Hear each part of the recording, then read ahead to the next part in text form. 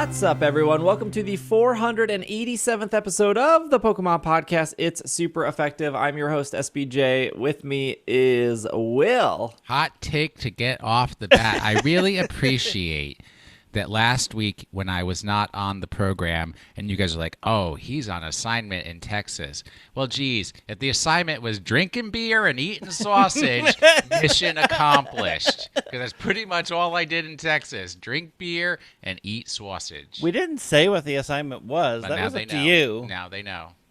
I got to go to Worst Fest and eat all the worsts. Okay. Fair enough. Greg here. Hello, I'm here. I have officially changed to the full winter jacket. Light jacket season is done. Clearly. Heavy jacket season is here. No matter that it could get up to 60 or 70 next week, it's too late. Swapped out the jackets. Well, we just got back from Safari Zone and we arrived to snow, so that was something. And so, jackets have been switched. Also, every winter, I remember, oh, that's right, I've shoved my gloves into my heavy jacket pocket, which is why I can never find them, because they're in that heavy jacket, and then I forget that they're there, and I take out the heavy jacket, and I go, there's my gloves. What we really need to do at some point, because this is truly hashtag Minnesota things, is discuss, I believe they're called chaps. No place else in the world uses those. I have a pair. They're still in the packaging because I'm like, I am way too East Coast to wear leather oven warmer or oven mitts out in the snow. Okay, well, we can talk about the cold and being outside a little bit later this podcast. Greg, Will, and I did go to the Safari Zone in person in St. Louis, Missouri. Yep. And we'll talk about that a little bit later, but we're going to start off with the news that everyone wants, the Diamond and Pearl stuff. We're going to start off with that. Okay, so this is part of it. There's a lot. Is there? I don't know. It's kind of not a lot when you break it down, but there was a new trailer. I still can't say this word. Introducing Ramanas Park. How do you say it? Ramanas? Ramanas? Why Ramanas not? Park? Is it R-A, all A's? Ramana, like banana. Ramana, yeah. It's like so Ramona, except you change that middle O to an A. Ramana. Yeah. So Ramana's Park in Pokemon Brilliant Diamond and Pokemon Shining Pearl. So this park replaced the PAL Park, which would let you take Pokemon from Gen 3? And then suck them in? Yeah. So that's what they finally did with PAL Park. So now we know that. But what does that mean?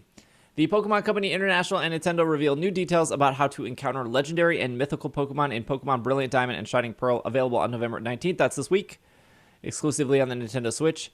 New to Pokemon Diamond, I'm just going to say Diamond and Pearl. New to Pokemon Diamond and Pearl, Ramana's Park is a facility that players can visit after entering the Hall of Fame. So you have to beat the game. There are caves dotted throughout the park, and the chamber inside them are filled with a mysterious atmosphere. Trainers can view a new video. That was the 1-minute trailer.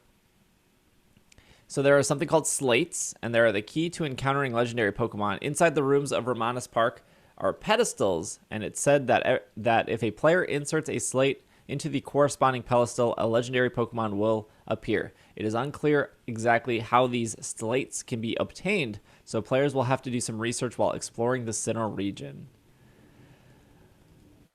You mean like the Arceus plates that we've had for years and years and years? So I don't know if you like slowed down the trailer, Will, or saw, but the little plates look like little Game Boy cartridges. Yeah, I mean, I've seen the artwork. It's very, very cute. But yeah, they only show it for like a hot second. This is them. Okay, so this is what this is. Let's back up for a second. Mm-hmm. This is them saying this is post-game. Yeah. Like when we were 1 or 2 weeks out from Let's Go Pikachu, Let's Go Eevee, they were like, look at these master trainer battles. You can 1v1 and earn a title. And we're like, oh, that seems cool on paper. And then in execution, it was like, wow, this protect, toxic, protect. Okay, I won. Like, probably the hardest master trainer battle in Let's Go Pikachu, Let's Go Eevee was probably like the Metapod one. Yeah, because you can only use Harden. And it wasn't even hard. It was just like 30 minutes. Yeah. No, I mean, eventually somebody runs out and struggles. So. Yeah. No, you caught a Caterpie, that new tackle. Then if you just caught Metapod, you were done for. Well, that's the point of the Master Battle. It's Metapod versus Metapod, caught in the wild. There were a couple of those battles that were okay.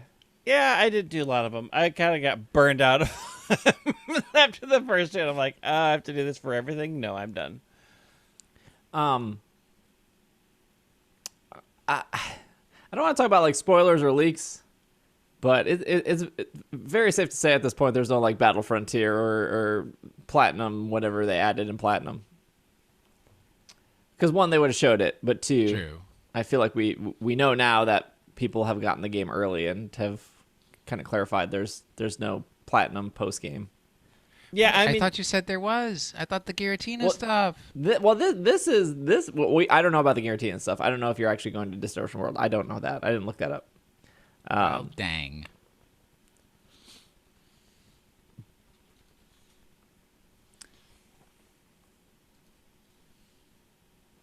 But I think you're right. If they were going to do Battle Frontier, they would have mentioned it by now. I mean, it's a weird thing to like have hidden at this point if they're going to add it.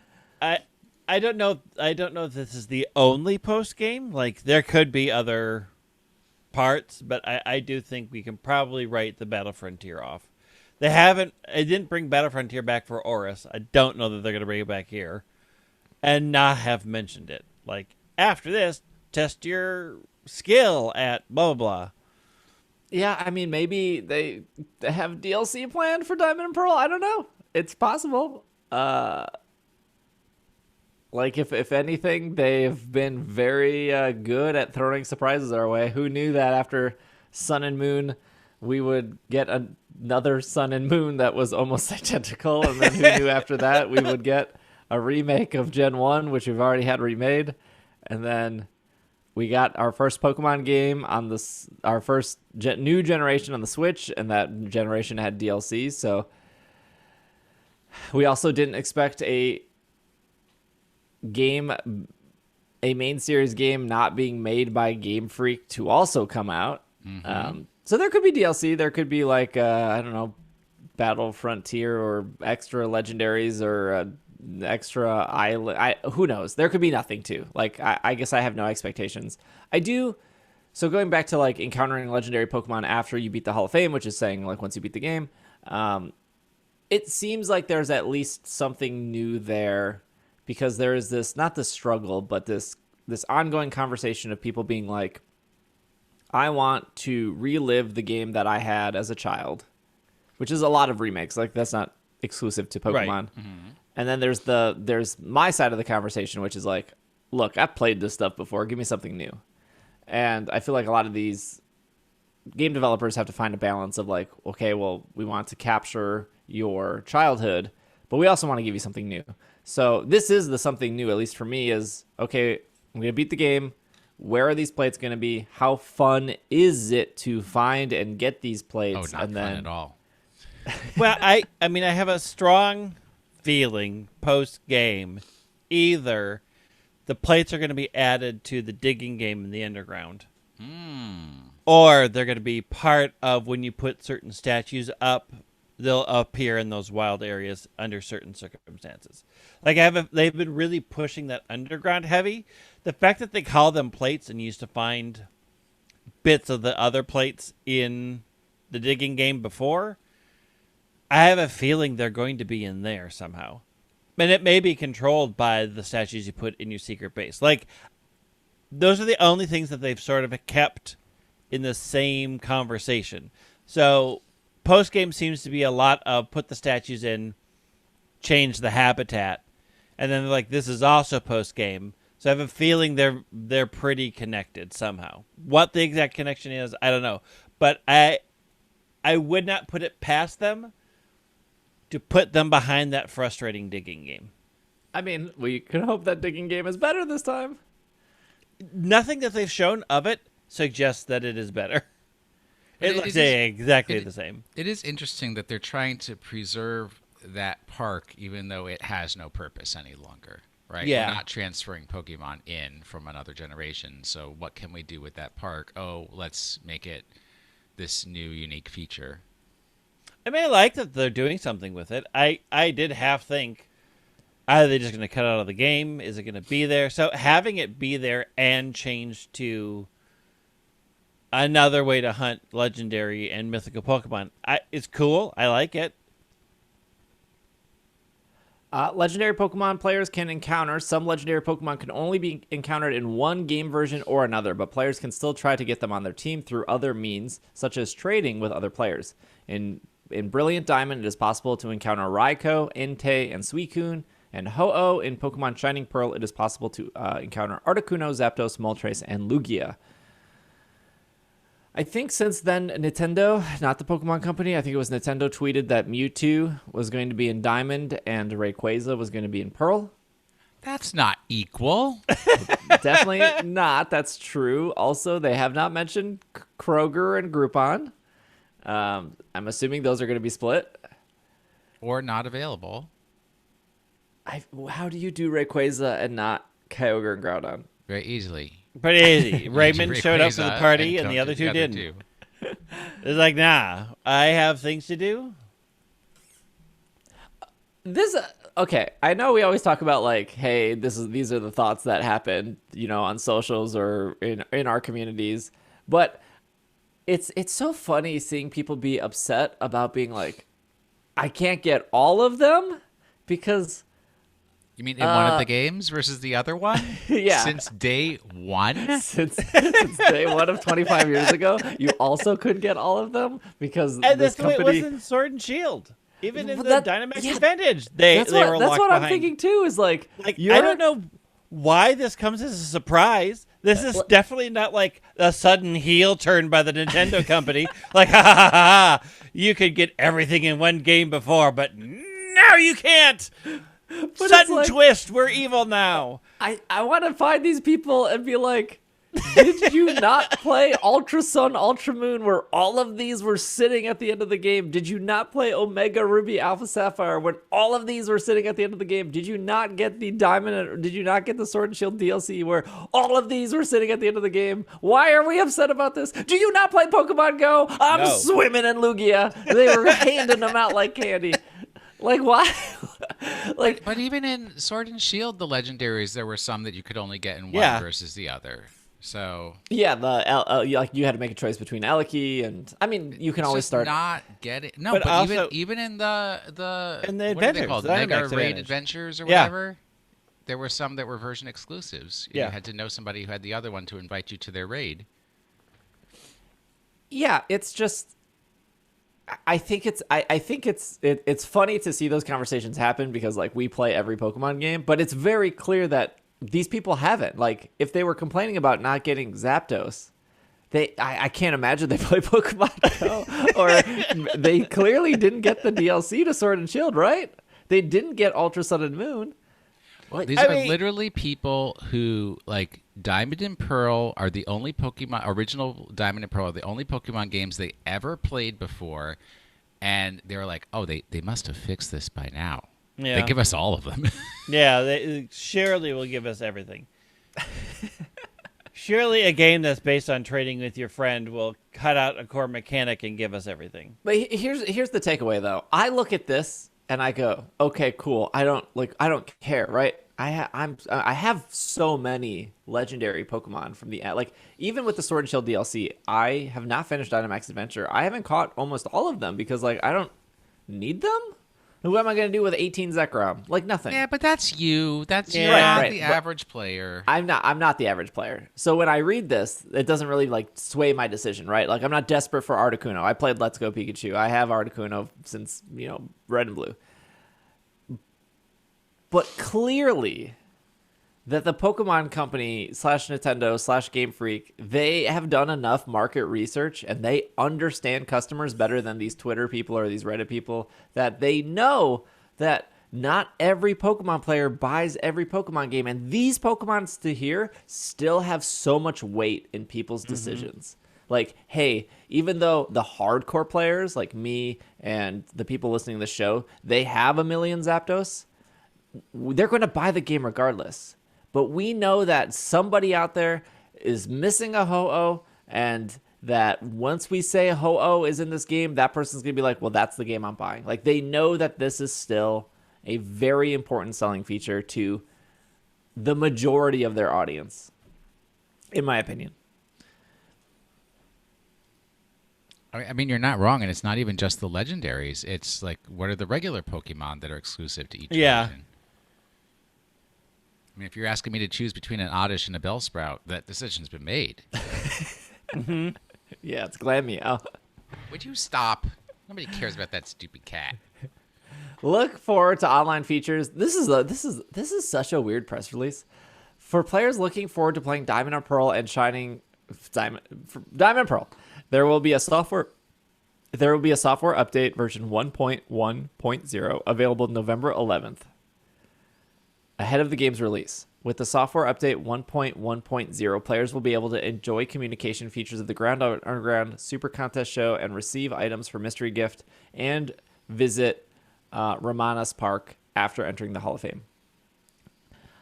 This part of this press release is so weird because the game doesn't come out till 19th.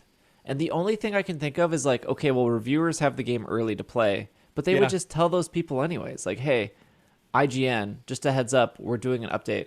Like, as a person, it just seems very weird for them to call that specific thing out. But maybe I don't think so. I think that by calling it out ahead, they help stop people. It was like, oh, the game was so broken on release, they had to do a patch day one. Like, they're getting ahead of it, saying we are putting in a patch immediately because we want to make sure that these were working and this is going in, so that they can at least have something official out to stop people from. It won't. Let's be real. It's not going to stop them, but it gives us ammunition to point saying, hey, this wasn't a mistake. Their game wasn't broken day one. They said they were releasing a patch. Right. Yeah, it's not unusual for developers to ship a game early because they have especially to now, like, make the cartridges and they have to get them overseas and they the have to shipping problem is so bad right now.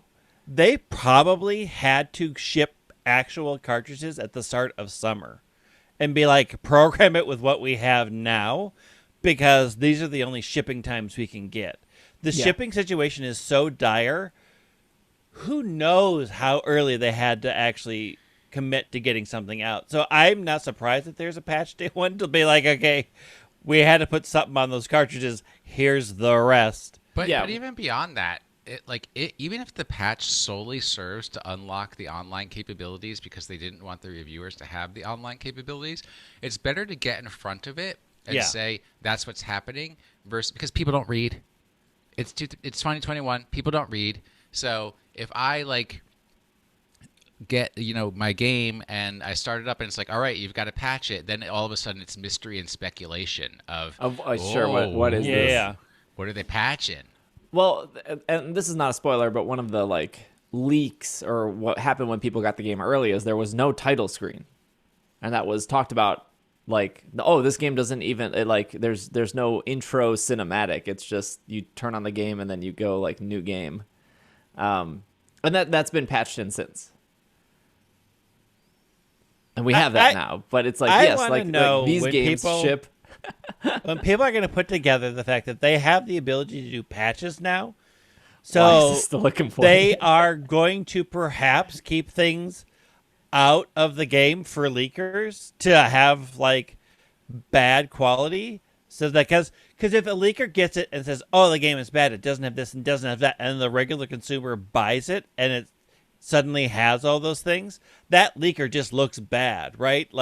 Well, you have an incomplete copy, so you are basing everything off of bad information, and it discredits the leaker. It is the benefit of a company in this world of online connectivity to hold stuff back for a patch. because it doesn't hurt them if you're buying the game when they want it and they patch it the same day. Your experience is good. If a hacker gets it and gets out flawed data and tries to make a name for themselves off of bad information, it only hurts that leaker. And the things that like are missing always make sense. Why you don't need the title like the title screen is so irrelevant. Like Right. somebody's working on that and you can just add it in and it's fine. Like it is not anything that's going to break the game, which is like we need to fix these things first. Don't worry about the title screen. We can add that the day before. I mean, Final Fantasy has been delayed for 2 weeks for very similar reasons. At launch, a maximum of 2 players, yourself included, will be able to battle and trade Pokemon in the Union Room. A software update released in the future will allow for more additional players to join. Please see this page for more details.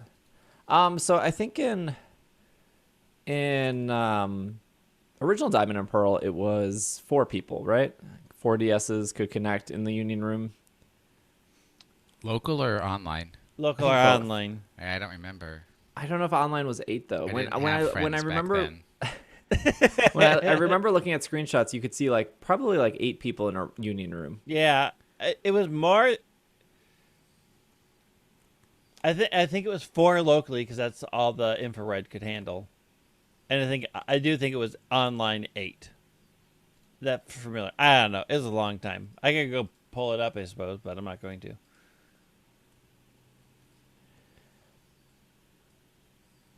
Okay, they also say you can befriend mythical Pokemon as a perk for linking the Pokemon Sword, Pokemon Shield, Pokemon Let's Go Pikachu, or Pokemon Let's Go Eevee games.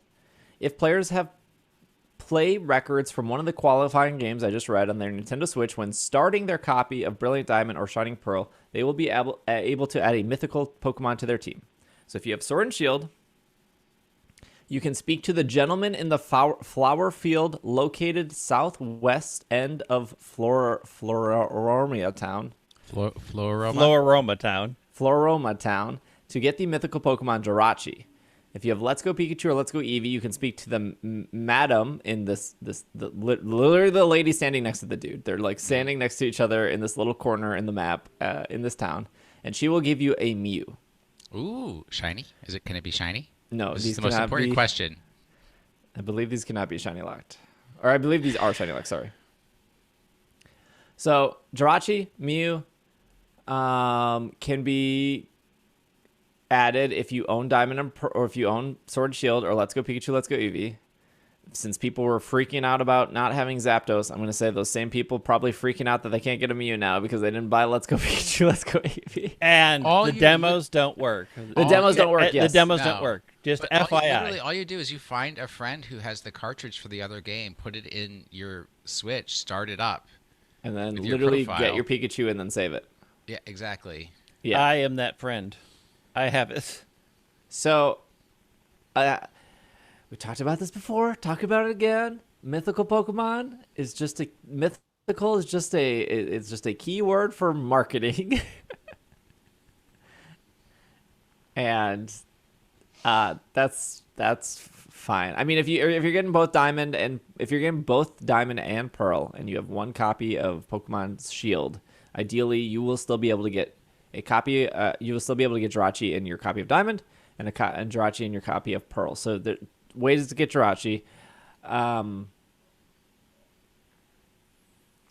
This is cool. I don't know if it convinced I am sure there are people still on the fence for these games, and I'm sure I don't know if the mythical Pokemon are enough to put people over. The problem is these games are $60. There have been a lot of ways to get Mew in the past. There's not been a whole lot of ways to get Jirachi in the past, but Jirachi's that weird one where you can like get unlimited Jirachis technically if you had the disc. Yeah, but then you have to know somebody who had the disc and ask them to give you a Jirachi. And I do think they still sell games, right? Like, I do think that people will be like, when it's on sale or for Christmas, or I've got a coupon or I got a gift card, I want this, I'll pick this up. Or it's going to encourage them to, like, the other thing it does is say, hey, I want to borrow this cartridge from you to get this. And since they do have to play it for a little bit, it does sort of maybe encourage them to be like, oh, I played this far. It's actually more fun than I thought. Let me continue with this, or I'm going to go buy my own copy. Like, it is an entry point to get people to try these other games to see if maybe they'll buy it, right? Like, even if they borrow it, they may buy it after playing it for a while. So it's kind of like a win-win, because it doesn't cost them to give out yet another Mew or yet another Jirachi. Like, it's just code. Not to switch from Diamond and Pearl, but just another pre-order bonus, or not pre-order, but there's a special in-game bonus revealed for Legends Arceus, which is Shaman Landform bonus. Trainers who have played Pokemon Sword and Shield will be able to take on the research quest. So they have to at least do something here. In Pokemon Legends Arceus, which they will have a chance to add the mythical Pokemon Shaman Landform to their team. They will also be able to claim a Shaman kimono set designed after the mythical Pokemon. The request that allows players to meet Shaman will be available to accept in Jubilife Village after you view the end game credits. Players can claim the Shaman kimono by speaking to the clothes person after joining the Galaxy Expedition team. Close person. I find it interesting that the biggest thing that I find interesting about this announcement is that Legends Arceus will have some sort of post game, because why would you have outfits after the ending credits if there wasn't some post game to enjoy? Well, I would hope that there was some post game. But it's never guaranteed. That's true. Right? Well, we know nothing about this style of game. This could be the only post game, though. Who knows? I mean, get the clothing, turn the game off, never turn it on again. Okay, good. Happy you kimono. get the clothing early. You get the clothing early. yeah. I mean, Sword and Shield have sold very well. Because what are they up to? 20, almost 23 million. Almost copies 23 sold million, overall? yeah. Like, I think Let's Go Pikachu, Let's Go Eevee was almost up to 12 million last we checked. Yeah. But Sword Red, and Green, Shield and is Blue definitely still over 20 holds million. the king at 31 million. But It is very likely that Sword and Shield will pass original Gold and Silver and become the second best-selling Pokemon game of all time. well, according to the statistic, Gold and Silver is at 23.1, and Sword and Shield is at 22.6. So Yeah. they don't have far to go. No, to and do they have that. another holiday coming up.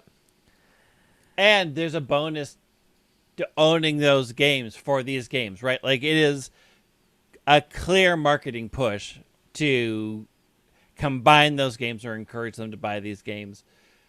Get Diamond and Pearl from your mom and dad, get Sword and Shield from your grandpa.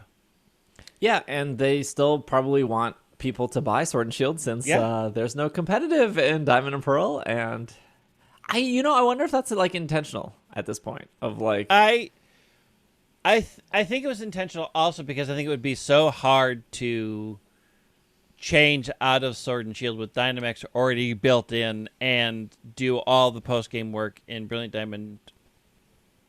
Like, I just feel like they thought this is a very remakes don't sell as well, so why would we want to push all competition there when these games are still viable and there's so many people playing these games? Yeah, I still strongly believe, though, that since the remakes are made by an external company, they are like, we are not going to put something as critical as our competitive, our VGC competitive, which has been so core for so long, in somebody else's hands.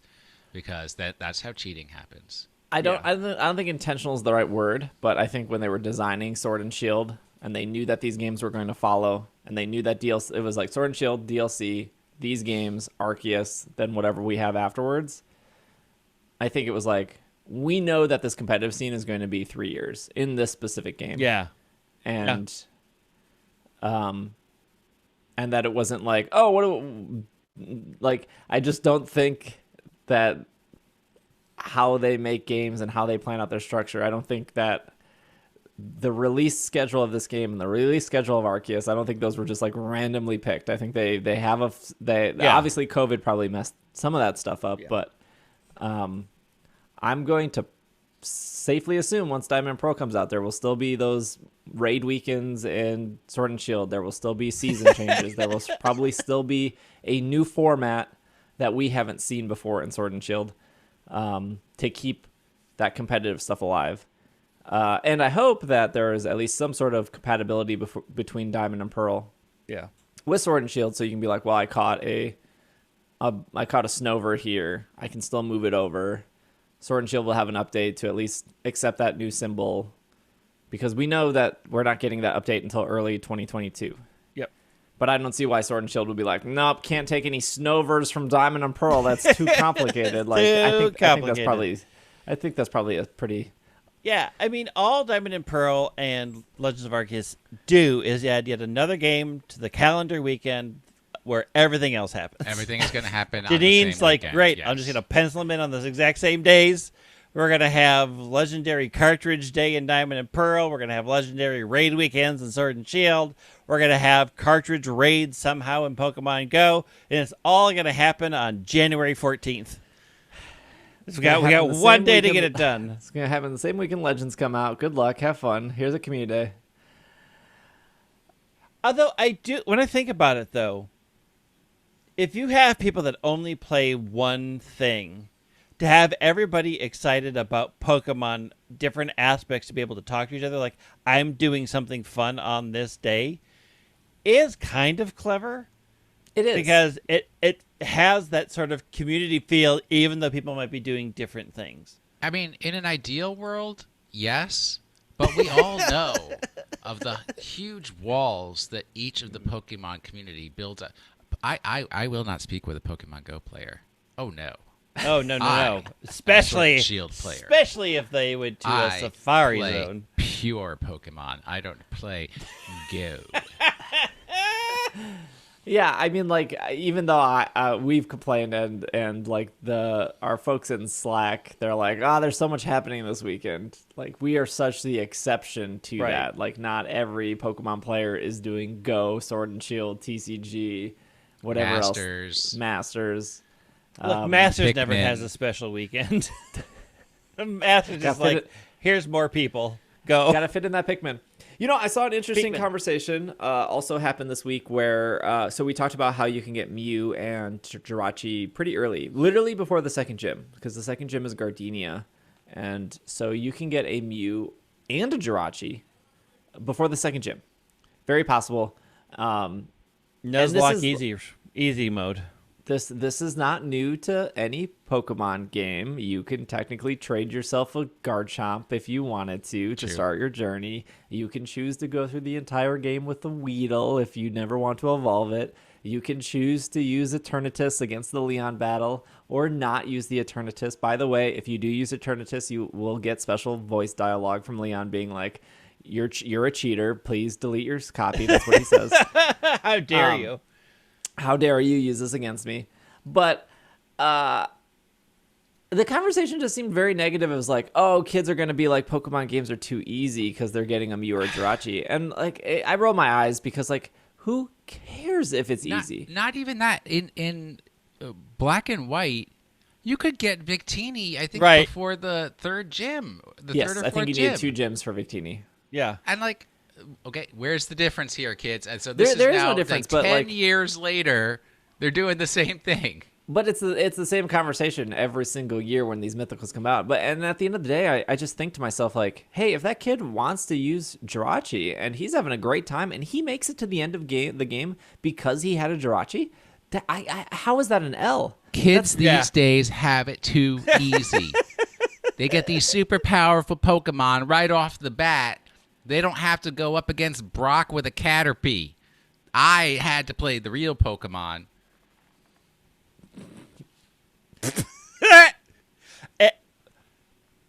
It is adult nostalgia Gatekeeping. glasses 100%, where you believed you had to work hard. Look, your parents had to work hard to get that for you. That you are now the parent. Now you have to do the hard work, quote unquote, to do that for Isn't your it kid. 100% like when I was your age, I had to Yeah. walk uphill to school and uphill back from school. Like, what? Yeah, it just like reminds me of like the player that's like, Pokemon games are too easy, but literally after every single battle in a gym, they walk out and walk to the Pokemon Center and then walk back in the gym and then do the next battle and then That's walk me. out and then go to the Pokemon Center, and it's like, you just said it was what? I mean, like, play the game how you want to play it. Like, if then they got mad when you got locked into trials. Yeah, they did. Like, pick your poison. And they're not all the same people, right? Like, it is that sort of thing where, like, negativity gets views. And honestly, if you push them against it, they back down real quick, as long as they're in person and not online. Because online, they're just going to dig in hardcore and never move, because that's what online do. But I think it's just one of the things where it's like the question we had, what made Mythicus less special? You grew up.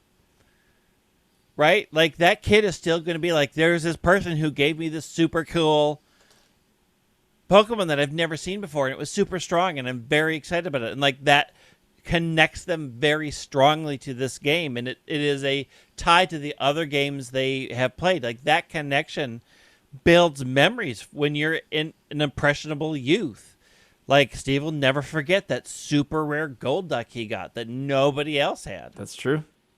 And, like, those are huge connections. And so your desire to be a child again is blurring your idea of what hard is.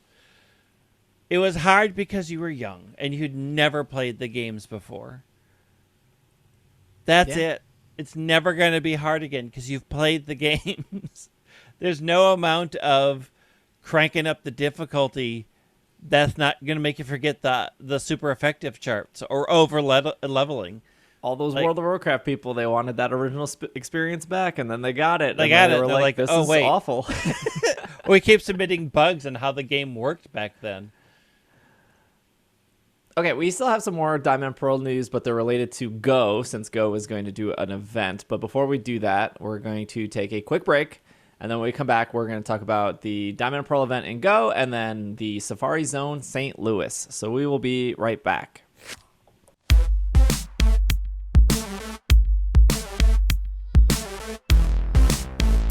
Dynamax.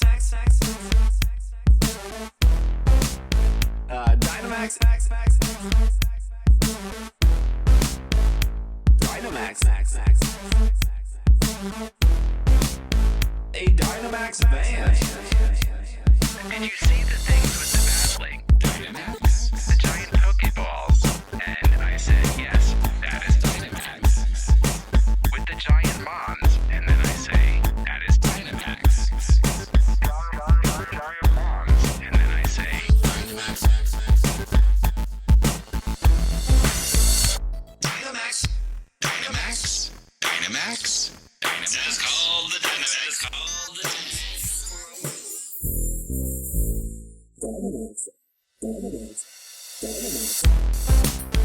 A Dynamax band.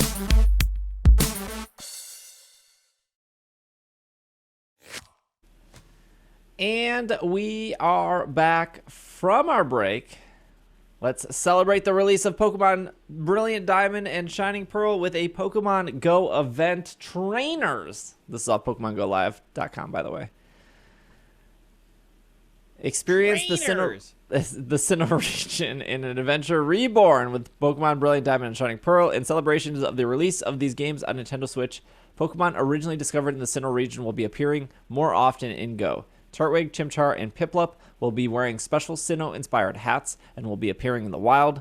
And avatar items inspired by the first partner Pokemon will be available in the shop.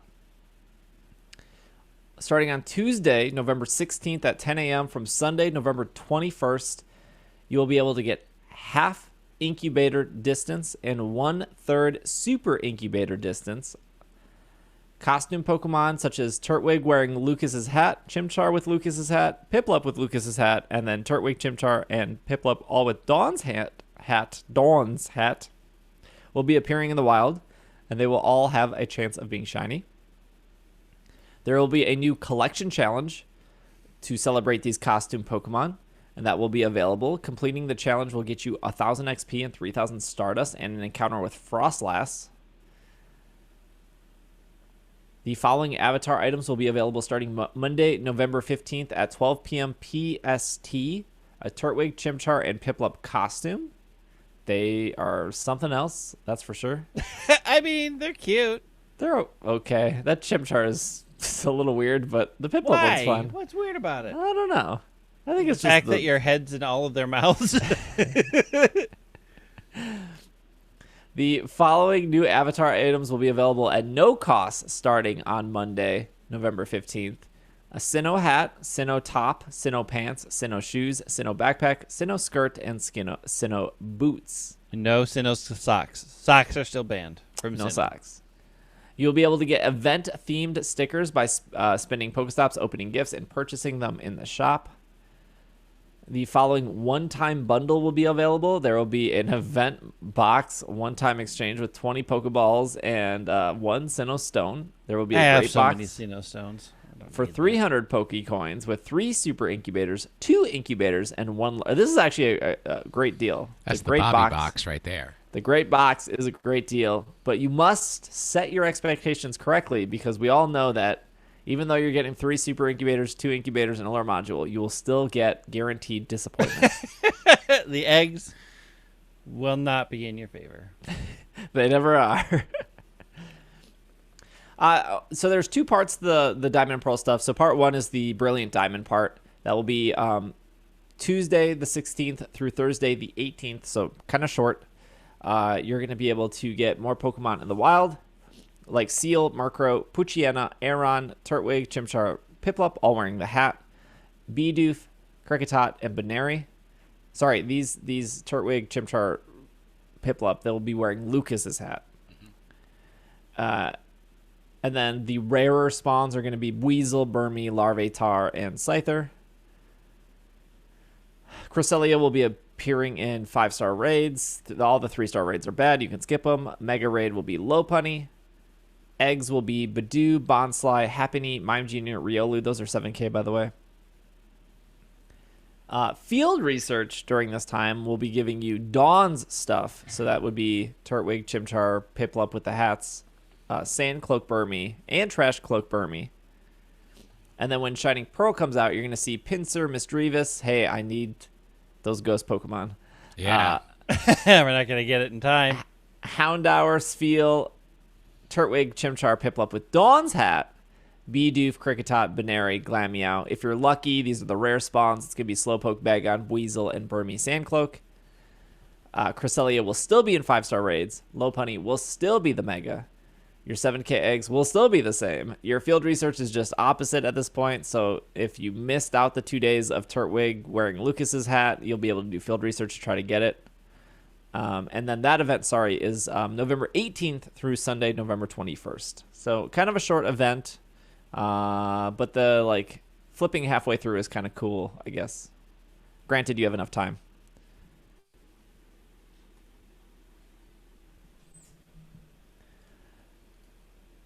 All right. Well, let's dive into Safari Zone. That was a thing. Oh, We went to a safari zone. There are wild Pokemon everywhere. It was quite the safari if safaris happened in Antarctica. They could. They could happen in Antarctica. Look, it was a little cold. A little For- cold. Much of the afternoon. Like, the morning was fine as long as we were in the sun and out of the wind. Which is very hard to do. But also, my one commentary on this Diamond and Pearl release celebration is I don't need any more Burmies. No more Burmies. Thank you. Done. No Burmies. We had a lot of safari Burmese. We had a lot of safari Chatot. I found the elusive Unknown S. I was all over that park. I was catching balls. I was finding the guy's teeth. I was doing all the things. Okay, maybe let's explain what a Safari Zone is real quick. So we planned this event 2 years ago. Yeah. So we made a decision 2 years ago, and it finally came true this year. I would actually describe it as this is the first and last event that Steve, Will, and Greg will ever do together. The fact that we're all here today recording this is actually the miracle. Look, I got the Safari Zone shirt on. Like, I prepared. Oh, true. If you're watching the YouTube version, you can see the shirt. It's So a great shirt, by the way. a Safari Zone is not a community day, but not a Go Fest. And I had a lot of people ask, and that's a very common question in the Pokemon Go community is like, how are the shinies? What's happening?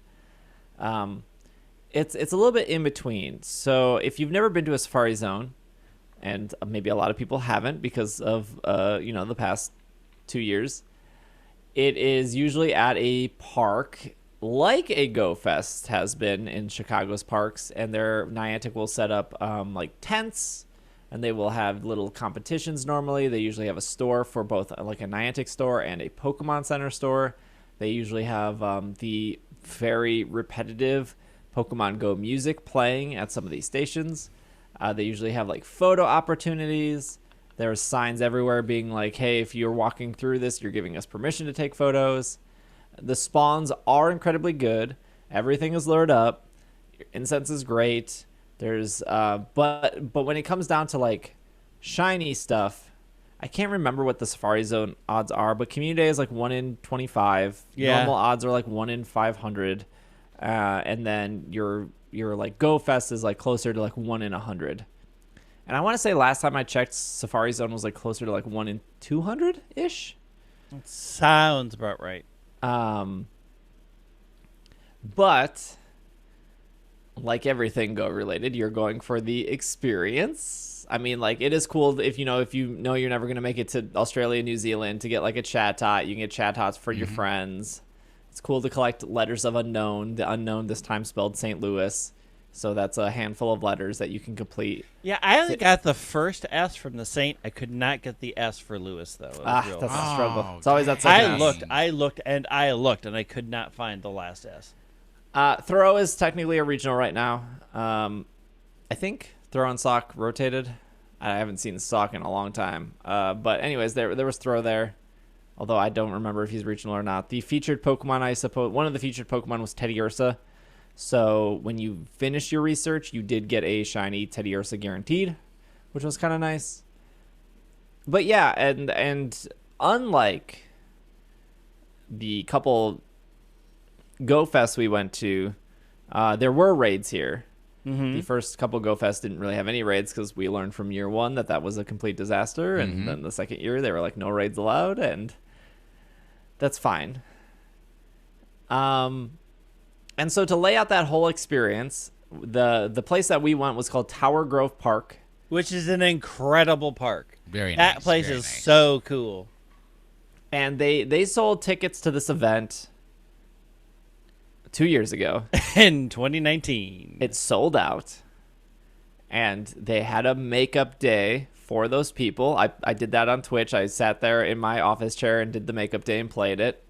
You could have opted for a refund, but you would have not been able to do the community day or the makeup day. But they did say when the makeup day was happening that there would still be an IRL event. So this was the IRL event. It was very cold, unfortunately, and it was very empty. Yeah, well, for us, because we For went us. on the Friday, right? So Yeah. I had a low expectation that people were going to take off work for the 2-year-old makeup. In the It middle of finally happened. Yeah. winter season. I would say, oh boy. Okay, I do want to say Niantic did offer me free tickets to this event, but because I bought the tickets 2 years ago, I didn't need them. I actually gave the tickets away. So to those 2 people who received my free tickets, I hope you enjoyed them. You know who you are. Wasn't me. I but- bought it. I have been to Worlds. I've been to Nationals. I've been to Regionals. I've been to Pokemon fan conventions. I've been to Go Fest. I've been to a lot of different Pokemon events. Symphonic Evolutions, mall tours, you name it, I've done it. This event was the smallest gathering of Pokemon players I have ever gone to for the insane amount of work Niantic put in. I will say yes, I agree. The amount of work that Niantic put into it compared to the number of people that showed up, your proportion is correct. Also, shout out to the staff that worked that event. They were the friendliest, nicest, Absolutely, most awesome people. Absolutely. Like, they were willing to talk to you and help you, and like, oh, do you want us to take your picture? And have you seen this? And you go over here and do this, and we'll put a weird frog stamp on your hand. Like, Did we they ever were find super. out about the frog stamp? No, we never figured that out. They were super, super friendly, super helpful. I felt kind of bad for them because there were so few people. Like, you could see that they were just like standing around, but also the park was huge, so The park was massive. the stands were so far away from each other, and I was like, they can't even go talk to each other because they don't know if they're going to be busy or not. But I mean, there was I don't want to sell it like there was nobody there. There were people there. It's just not the. I think we were all maybe surprised at how few there were there, because they definitely could have fit in more. And I don't know that it was. Is we got there early, Yeah. and so it was cold. Yeah. Because it started at 9, so like the day didn't really heat up. Our high for that day was supposed to be 47 degrees Fahrenheit for our Canadian listeners, and so we were like, okay, we're early access. Not everyone was early access, so it was like really dead. Like, honestly, we probably saw maybe like upwards of 20 other people playing around us. Right. And this park is huge, and when it got into the afternoon, so the cool thing they did is the Niantic people or helpers or staff, they were like, hey, just a heads up, there's a raid event at 1:30. And every time we like walked past somebody, they were like, how are you? Do you need any help? Yeah. Also, there's a raid event at 1:30. Hey. So 1:30 being the raid event and having the most people, it wasn't that busy, unfortunately. I mean, but also I don't, because they were only selling so many physical in-person tickets, right? They sold like- no more tickets since 2019. Yes. But there's only like a certain amount that could. There was like RSVP for coming in person, and I don't know if those were limited. Like, I don't know if there were that they really decided to keep social distancing and say you have to RSVP, and if you come in too late, you're not going to get any of these. And it didn't speak to me so much of like, oh, people didn't want to come here. It was much more like people are overly cautious. Niantic was overly cautious. This park is huge, and they just wanted to make sure that you didn't have to clump with anybody if you didn't want to. Yeah, but I honestly think that from my perspective, the major contributing factor was that we went on a Friday, which is a work day, and people are actually back to work again. And this was 2 years ago. You could have people who were super active Go players 2 years ago who have dropped off, and they were like, I'm not going to take time off of work. I'm not going to travel to St. Louis, where 2 years ago they would have been like, oh, yeah, we're getting 10 people in a hotel room, and we're all going to crash and do Safari Zone and have a wild time. I doubt that it was even 10% of the people who bought tickets showed up. Because why would you? I would agree. Yeah. You, like, Niantic did the right thing and said, hey, we're actually doing this event. You're more than welcome to come because you bought a ticket. But also, if you can't, we understand. Play it at home. Yeah. Yeah, and if you remember, with this one, it was, I don't remember exactly what it was, but it was like, if you had a ticket, you could sponsor like 2 other people to get tickets or something weird like that. And I did that. And my 2 other people didn't come. They played from home, but they stayed home. Mm-hmm. When originally they had intended to come down and play with us. The thing I want to say though is, it was like the weather was miserable. It was awful. I had hand warmers, I had toe warmers, I had long underwear, I had a scarf, I had my hood on, I had a jacket on. I thought I was prepared. I am from Wisconsin. I am very used to like the cold. You know, I have, you know, friends in Texas that are like, oh boy, it's 68 degrees today out. It's really chilly, and I'm like, you're out of your mind if you think 68 degrees is chilly. Like I have a pretty high tolerance, I think, for the cold compared to anyone south of maybe Missouri. I will give you that. Compared to people in the South, you have a higher tolerance from cold. But it was at a certain point, I was just like, it's not it. The event itself is great, but it's like my hands hurt, like my body hurts. It's just so cold that it's not fun to like catch Pokemon or to even walk anymore. Yeah, when you get that full body shiver, right? It's Yeah. like your entire body is just like, oh. Well, And we- it was like in the morning we could find places to be in the sun and you could warm up, and you felt like, okay, well, as long as the sun holds out and I can find these places, I get a break from the cold. We went to lunch, the clouds moved in, it started to snow, and there was no coming back. It was just solid cold from that time on. And having to pull your hand, like, hand warmers only do so much if you can keep it in your pockets, but you have to pull it out to play the game. So it was like you were always exposing parts of, like, and my hands are out now they're cold. Because I had 2 hand warmers, electric ones, and I would be like, it's great when I'm holding them close to my body, but when I have to play the game, I pull them out of this freezing cold and I'm miserable again. But there's like a certain point, and maybe people in the South don't get this.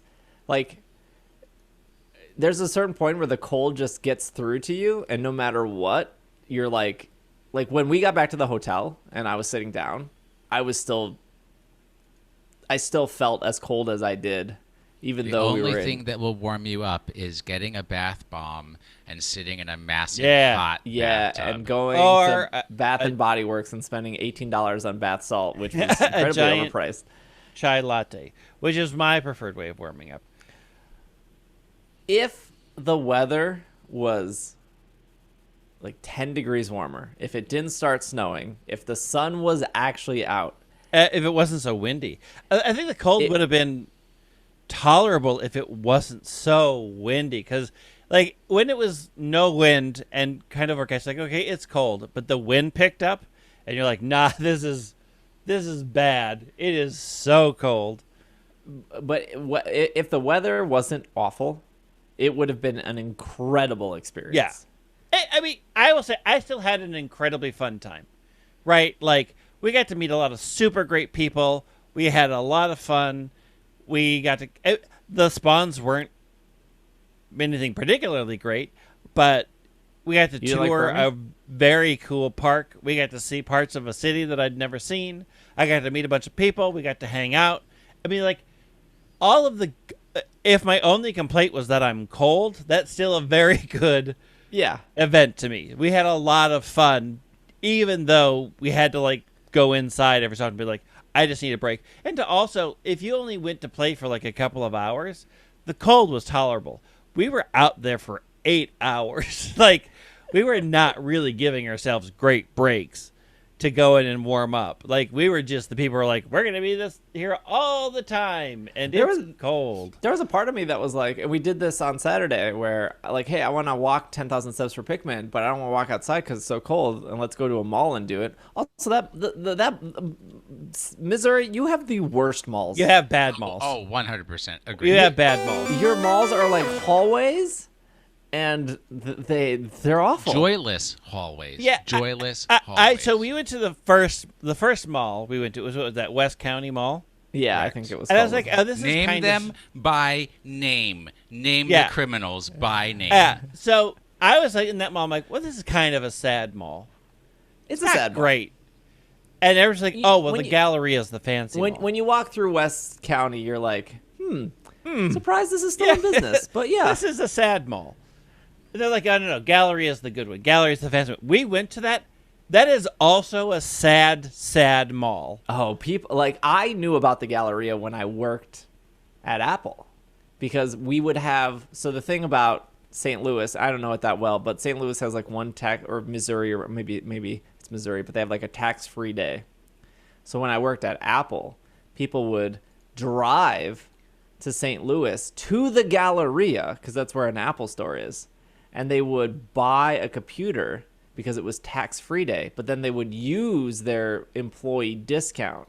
So they would double dip. And I think that was once a year. So for years, I've heard that, oh my gosh, the Galleria, this is the mall. And they got the Apple Store and the tax-free and the discount. And so I was like, I've never seen the Galleria. Let's go to the Galleria. When we were with people, Greg, they were saying, like, you got to go to the Galleria. Yeah, you got to go to the Galleria. That's the mall fancy mall. It's awful. It is a bad mall. It's is a glorified sad mall. 3-tier hallway. I was expecting when they're like, this is a good mall. I was expecting our Galleria level fancy. Yeah, the Galleria in Edina it's an experience. It's super fancy. Yes. So I was expecting that when I walked in there. I'm like, they've literally not updated this since the 80s. This is an 80s mall. Very much. And right for the listeners, keep in mind, Greg and I are the original mall rats. We grew up in a time where the only thing teenagers had to do on the weekend was to go to the mall and walk around for 4 hours. Yeah. We know our malls. We know our malls. I have lived the mall life. I thought, we're gonna walk. They're gonna have really good stores, and the displays are gonna be fancy. And I don't know. I can say I can give a lot of credit based on COVID, but not enough credit how bad that mall was. That's a bad mall. It wasn't. It just like, look, I know people have complaints about Mall of America, very overpriced, parking's a nightmare, but Mall of America is like clean. It's wide. There's restaurants on every floor. There's bathrooms everywhere. It's bright. You don't feel like your soul is getting crushed. The main bad thing about Mall of America is just everything in there is overpriced because it's a tourist trap. Well, everything's overpriced. Everything is spread out weird now. And if you live here, there's literally no reason to go to the mall. There's nothing unique in the Mall of America anymore. Right? There's just everything you can find everywhere else. So it is really sort of just doubled down on being a tourist destination. But because it's a tourist destination, it is very bright. They took very good steps to make sure you had outside light coming in. And in the Galleria Mall, I'm like, there's this tiny, weird, angular window way up in the ceiling that is giving zero light. Well, it's just there. And so we went to the Galleria because it was too cold outside. It was cold. So this is the thing. I'm curious because it was colder on Saturday than it was on Friday, and I'm curious of how those people dealt with it because after Friday, we're not going back outside. I can't do it anymore. But when I was in the Galleria and we were walking for Pikmin, I was like, maybe we just leave because this is also a miserable experience. It's just like. And mostly because like everything was so crowded and close. There wasn't even that many people in the mall. It just felt like you didn't have space to walk through this glorified hallway that they designed. The layout and the way they built the center cuts, they just didn't make the actual walking areas very wide. So if you had two people walking next to each other, you already felt like you had nowhere to go. Like you were trapped behind these people until you could get to one of the weird junctions to pull out around them. It's a very dark and cramped mall. 2 out of 10. Oh no! It's still better than Boston Commons in Arlington, Virginia. It's at least a 4 out of 10. All right. I'll give you a 3 out of 10. The sheer number of Foot Lockers that mall felt the need to have for a 2-floor plus food court mall that's where you need to look at your proportions and analysis what you're doing with your life. Yeah. There's a lot happening. Hey, I'll tell you, this is not a Pikmin podcast, but I'm still having a great time with Pikmin Bloom. I think I we love her Pikmin, this, but on Friday I felt I had more fun with Pikmin than I did with Pokemon Go, only because I didn't have to keep tapping on things and running away from things. I could just say, "You Pikmin, do this." I'm putting the phone in my pocket. I am putting my hands in my pocket, and when I get to my next destination in 3 minutes, I will pull out my hands and check on you, and that was a good experience. Although, going back to the Galleria, when I was walking my 10,000 steps for that community day, I was playing Pokemon primarily. So I'm curious. That's the nice thing about Pikmin is like you it just doesn't ask a lot of you. It just wants it you to doesn't ask walk. a lot. You can easily do both games because Pikmin asks so little from you that it's like I'll just check in on it every once in a while. So I'd be curious what only Pikmin player is doing. But even if you're not playing Pokemon, like, hey, if I'm walking through a park playing Pikmin, I can check Twitter, I can send a text, like I can listen to anything I want because I can. Like I can just walk. Yeah, it's just a great little micro game. I don't know what else to call it. It's just a really great companion to have running throughout the day for you. And what I've It also destroys your found battery. is if you do find your little pickles to be too annoying, because I did install the game knowing that no matter what I wanted to do with my life, I would be doing Pikmin Community Day and walking 10,000 steps. And it turns out I take a lot more steps than either of these two. Yes, do. very true. But what I have found is if you do find that the little pickles are too taxing with their always bringing you nectars and demanding attention, you can send them on 10-day expeditions and just bye. Come back with that lemon in 10 days. I don't want to hear from you. Thanks. Also, I want to say to everybody that we met up with who could make it out, it was so great meeting you. Meeting the people, always a highlight, spending time with y'all. For people who couldn't make it out, I am so sorry we missed you. Hopefully we'll get to see you again. But like being able to meet people who I've only known online and just actually get to have a conversation in real time is so great. So hats off to everybody who braved the cold. Hats off to everybody who found us. Hats off to everybody who came up and just to say hi. It's great meeting you. We love meeting you. Don't be shy. It's one of the highlights of the trip every time. Yeah, and sorry to anyone on Saturday and Sunday. I could not go back outside, and I'm sure after their day of playing Go, they probably were like, this sucks." It was very cold. But yeah, the park was gorgeous. The park was great. The park was laid out super well. Like everything about the event was perfect in my eyes, except the weather, which can't control that. Nope. So if Niantic's going to, Niantic did say they want to get back to live events. Yep. And so if they're going to do more Safari Zones next year, which I'd imagine they are, and I imagine they're going to pick, I still think that they had a game plan, because it was a game plan in the sense of like it was supposed to be Liverpool and Pittsburgh and St. Louis, and that was like the early part of the year, and then there was Go Fest, and then there was nothing afterwards.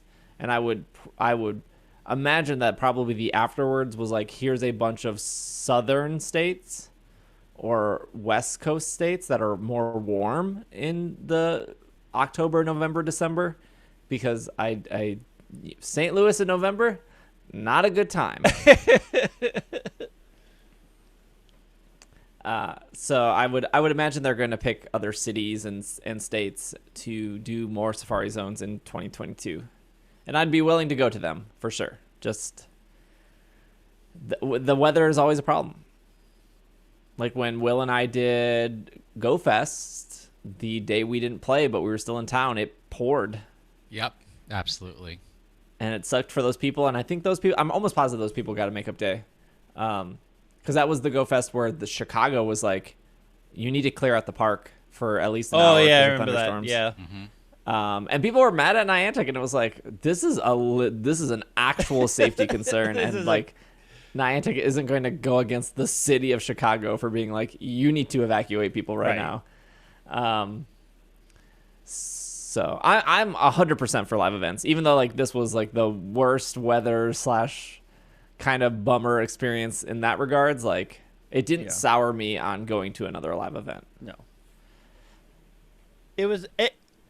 Despite everything, weather-wise and other, I had a great time. Yes. Okay, let's take one more break. We got question of the week, Pokemon of the week, and I think one more news article. So we will be right back. What is a Nidoran supposed to be? It's a mix of porcupine, A rabbit, Dinosaurs, mouse, whales, jackalope, probably a horse. and hamster. Porcupine, a rabbit, dinosaurs, mouse, whales, jackalope. Probably a horse. and hamster. Yeah, but then what is a Nidoran supposed to be?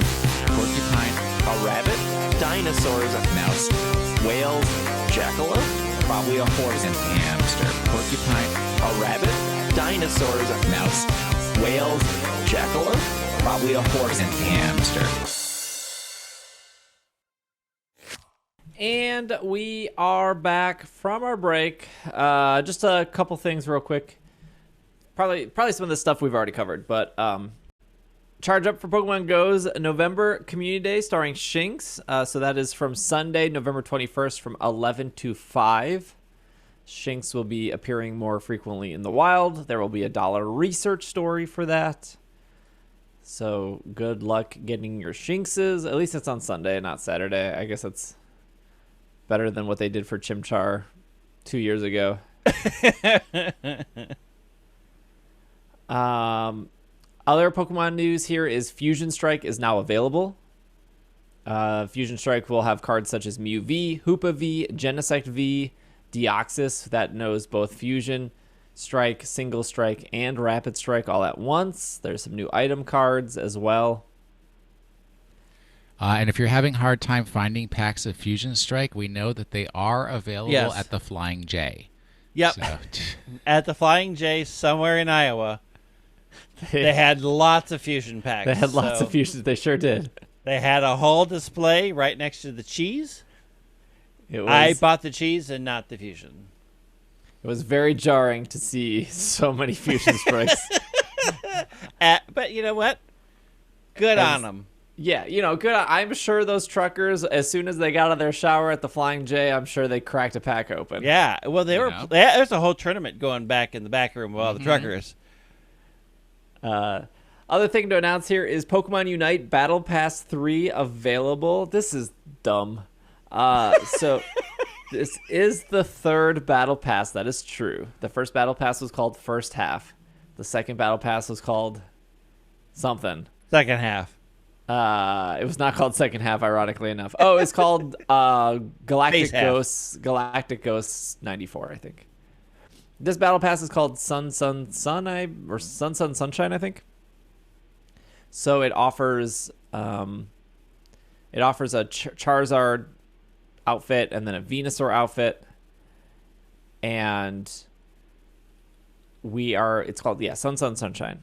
So even though it's the third battle pass, we are on season 2 of Ranked. So season 1 of Ranked followed both the first 2 battle passes, and it seems like season 2 of Ranked are going to follow another 2 battle passes. So it seems that there will be 2 battle passes a season, a ranked season, which just feels to me that they're just like double dipping in battle passes. Yeah, And- I don't. Like, I couldn't finish Galactic Ghost. I didn't either, but also I didn't play as much. I didn't play as much as well. They did fix Greedent. I don't know how well they fixed Greedent because I haven't played, because they fixed Greedent when we were headed to Missouri. Yep. And so I haven't watched any Twitch. I haven't really talked to anyone. I haven't played it myself, but I do know they fixed Greedent. They fixed some other stuff. I think they tweeted a day or two ago that Ninetales was broken, and they were planning on fixing Ninetales in a day or so. I don't know. I still think Unite is in a bad spot, at least for the American audience. I don't know how it's doing. Yeah.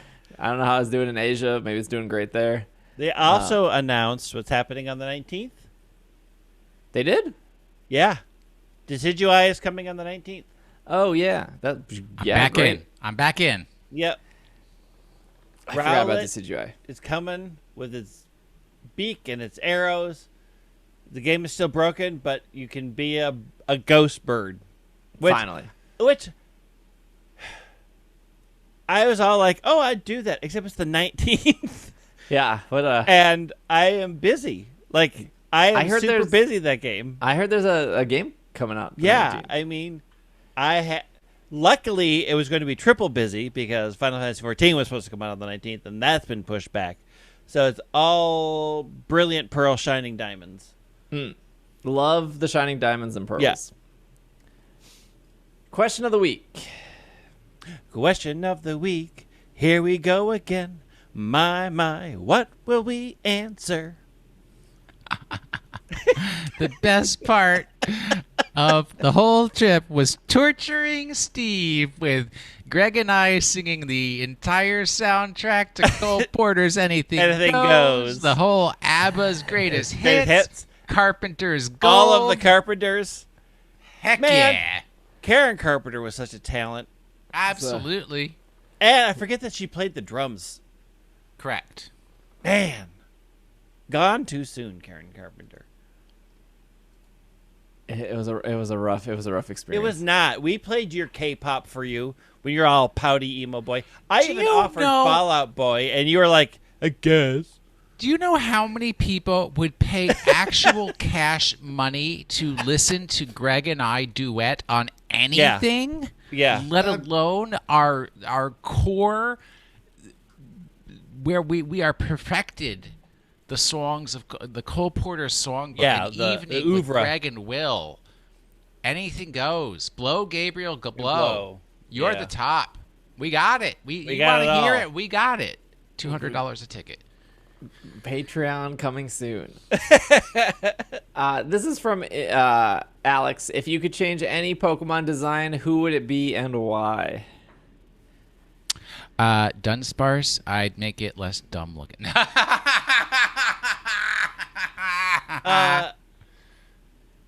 Okay, this is going to be controversial. I would change Roserade's design. What? This is a controversy. So I overall like the design, but the roses on Rosalia are so detailed, and they lose all that detail on the bouquets. Like, the bouquets aren't even separate; they're like kind of a big lump. And I really wish they would just add more detail into the whole bouquet part. Like, it feels like they de-resed Rosalia's arms when they went to Roserade. So that is one thing that I just wish they would fix. And I have seen people's online fixes, and I don't like those either.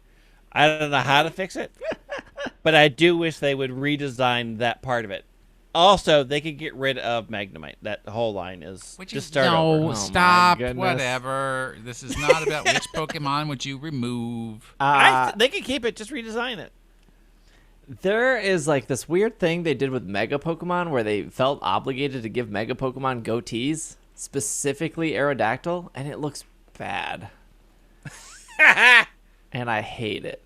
Like Mega Aerodactyl, I just can't get behind because of the weird goatee they gave to it.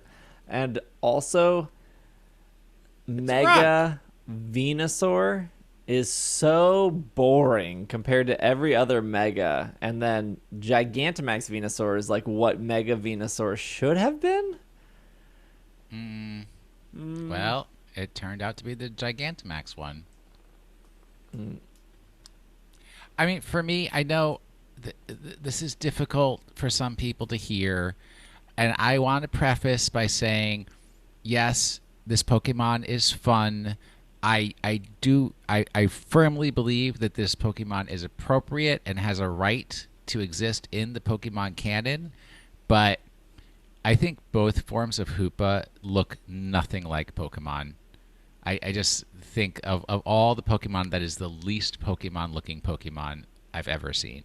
Hoopa Endbound's a bit weird. Also, change the design for Jinx.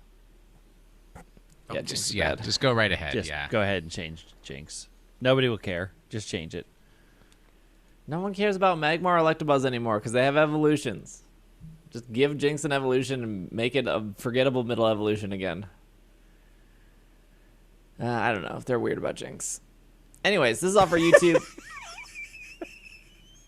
You can leave a YouTube comment if you want us to read it. We don't read all of them, so people are constantly disappointed. This is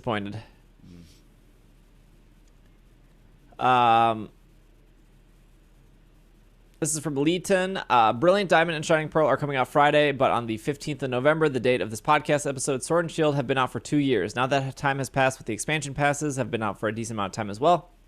What are your thoughts on Sword and Shield?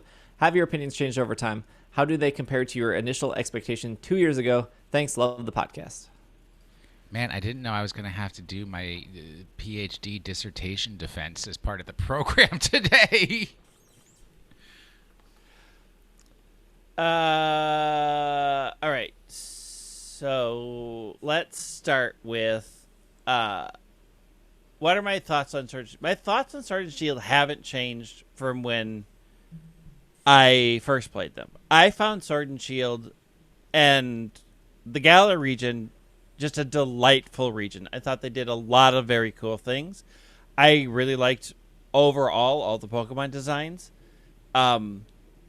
I do think that the Olive Armor really enhanced Sword and Shield. I don't think Crown Tundra did the same level of enhancement. I think like a lot of what they did for Isle of Armor is very varied. It feels like it's got micro climates. It feels like vibrant and kind of mazy, and I feel like Crown Tundra is less all over the place. Like, it's definitely easier to navigate, which I appreciate. But I feel like they didn't introduce as many new Pokemon in there. So whenever I'm in the Crown Tundra, I'm running into things that I ran into the wild area before. So Crown Tundra just feels less special on some levels. And really, I spend most of my time hanging out outside of the Dynamax Adventures door. So, like, there's not a reason to go a lot further in. And there wasn't, like, digging paw and digging maw in Crown Tundra. So I think the DLC on a whole enhanced my thoughts about Sword and Shield, but not by much. I still really think they're a very strong addition to the whole series. Like, I think I would put probably Sword and Shield in my top 5, probably.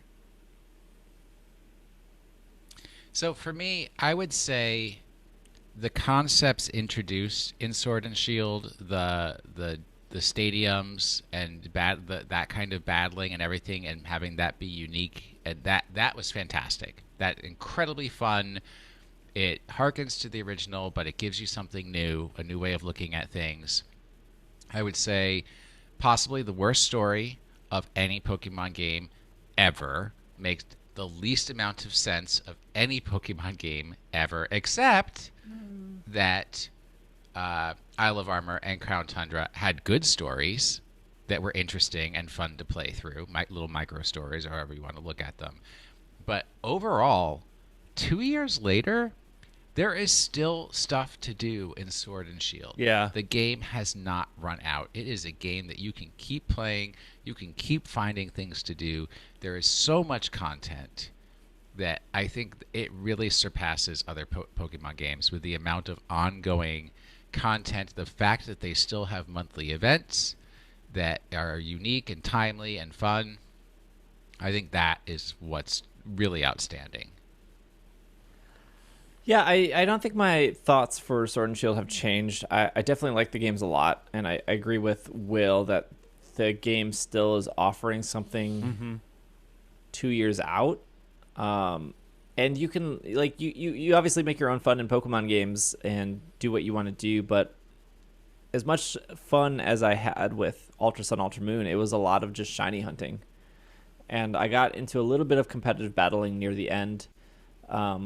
But all the steps they took to make competitive easier to get into, to keep changing it every couple months, to not only change the rules, but to like ban Pokemon, offer tournaments, the Players Cup, that kind of stuff. Like really just broke down so many barriers to get into competitive and to watch people play competitive, even if you don't like it. And I think the thing that no one ever talks about with Sword and Shield, compared to other Pokemon games, is that the world and the economy in the world just feels valuable. Like if you spend 30 minutes going around the Isle of Armor picking up stuff, it doesn't feel like it's a waste of time because you're going to use that stuff in some way.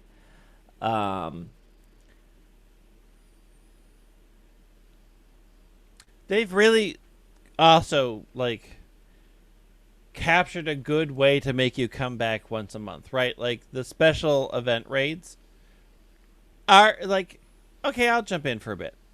You know, I'll test my luck. I'll see what I get. Like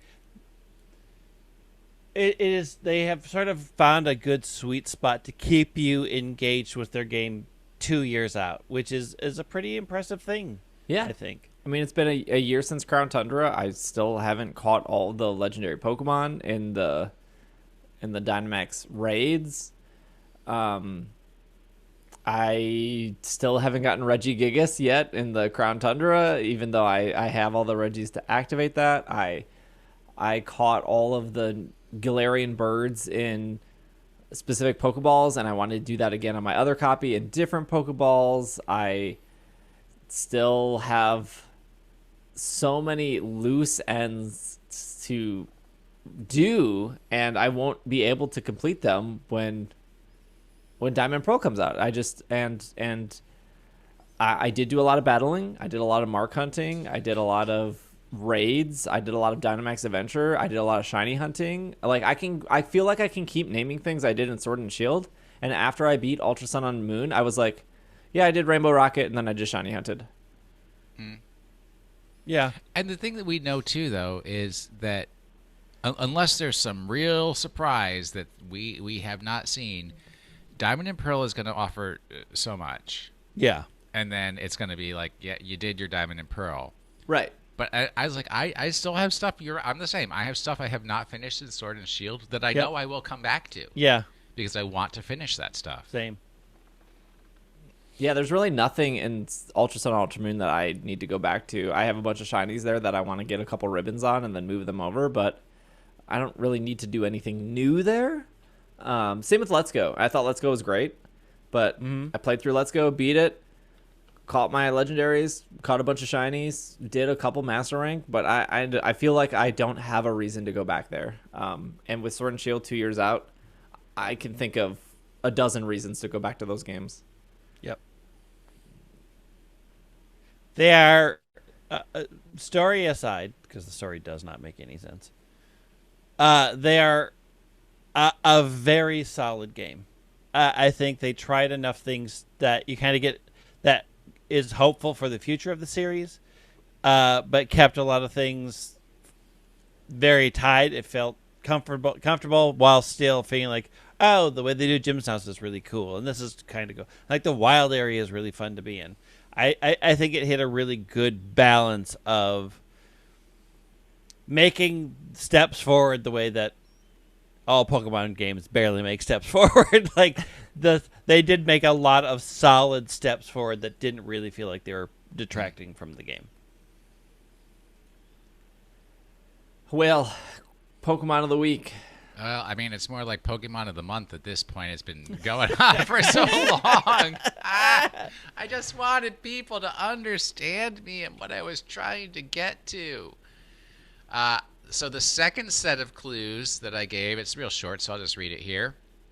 The Pokemon Delmise is 12 foot 10 inches or 3.9 meters tall. And then it says, why not Delmise? Why not Ghost? Why not Grass? Why not Dark? Why not Water? Must one be these things to hide within the shadowy nautical creature? So what do you guys got? It's Munchlax. It's why not? It is why not. You are correct. So let me just explain for the people who just, because nobody really got it off the first clue. So the first clue, also very short.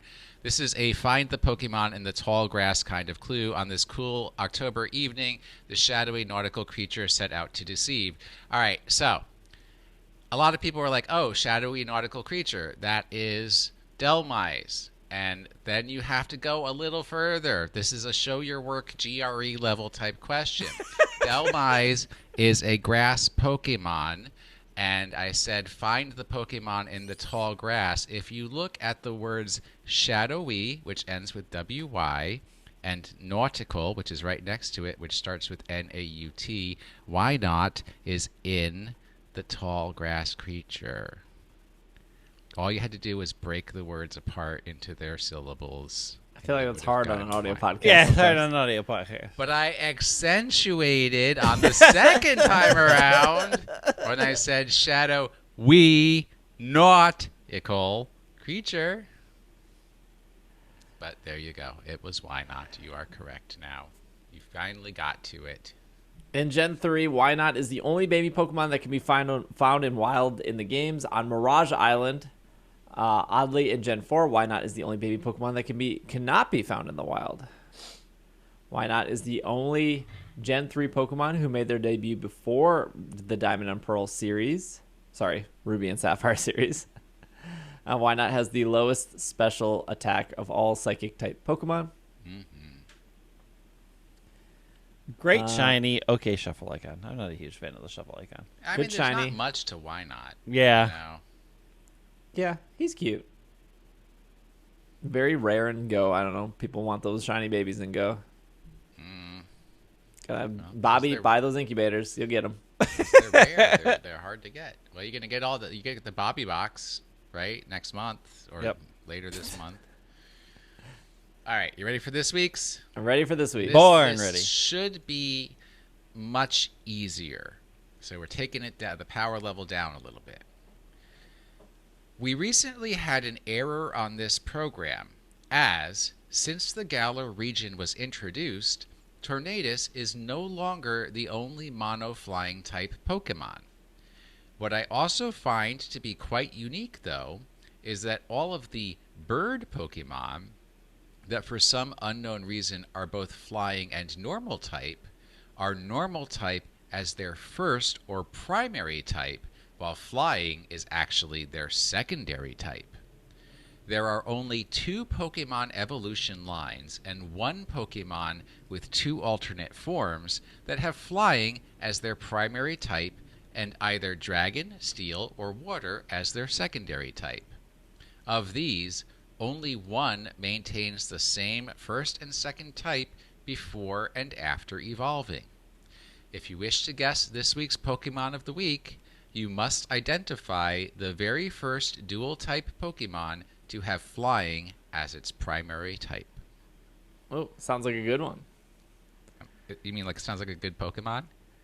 No, it sounds like a good question of the week. Well, it's not question of the week. It's Or Pokemon Pokemon of the week. Okay. Well, this is our last episode before Diamond and Pearl come out. They come out on the 19th. This podcast comes out on the 15th. So, what that means is that we will have a mini series, probably launching on, I'm assuming Friday, the morning of, maybe? Depends. Saturday? Probably Saturday. I'm talking about when we plan to meet. Greg that's is what happened Greg on is Friday. ahead. I'm looking at dates. So the miniseries will launch on Saturday. We might have just a short normal episode on the Monday, which I don't know if we've done that before, but we have ads now, so we kind of have to like stick Yeah, to I usually get Yeah. the week after a game comes out off. yeah. And then usually these mini episodes are like 8 episodes long, and they follow each gym, and then sometimes 9 because then there's like a bonus. What do you think? So Greg and I will be recording that. That'll come out, and that hopefully will be great and fun, and you guys can follow along on that. Otherwise, we'll be doing Twitch all weekend too. I'll be starting my Diamond and Pearl marathon at 12 p.m. Central Time on Twitch on Friday. So that, if you don't want spoilers for a 15-year-old game, I'm not starting at midnight. I'm starting at noon. That should give you some time to get ahead of me. I play pretty slow.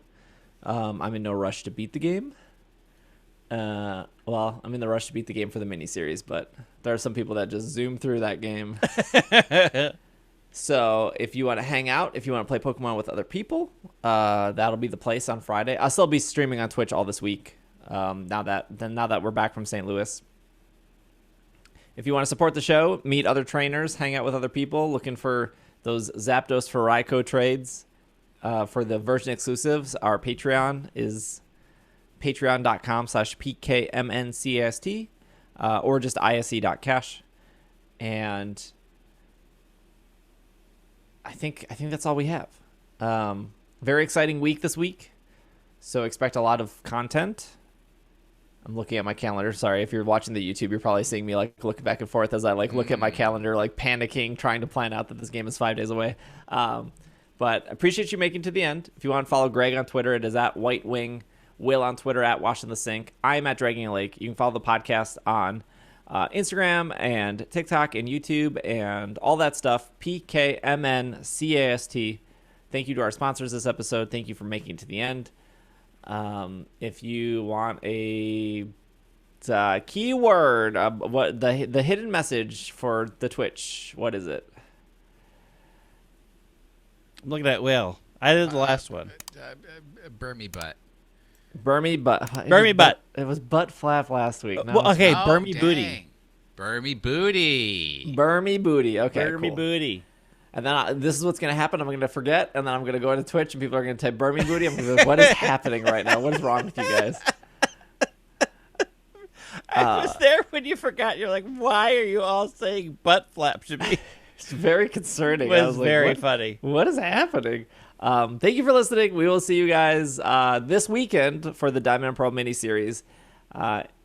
Enjoy Diamond and Pearl. Have fun with it. And yeah, this has been another episode of the Pokemon Podcast, and we are Super effective. Super blistering winds and shivering cold.